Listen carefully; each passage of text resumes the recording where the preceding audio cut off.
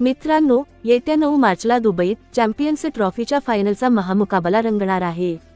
Team India आणि New Zealand आमने-सामने असणार आहेत. यापूर्वीच साखळी सामन्यामध्ये भारतानं न्यूझीलंडचा पराभव केला आहे.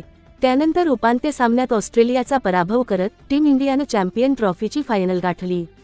तर दुसरीकडे न्यूझीलंडनं उपांत्य फेरीत साऊथ आफ्रिकेचा पराभव केला.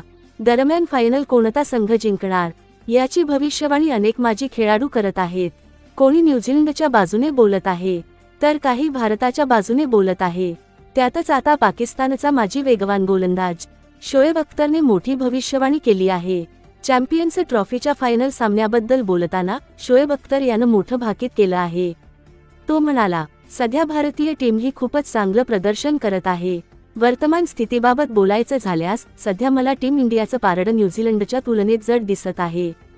जर आपण टीम इंडियाची सध्याची कामगिरी पाहिली तर टीम इंडिया न्यूझीलंडपेक्षा कितीतरी पटीनं अधिक मजबूत दिसत आहे.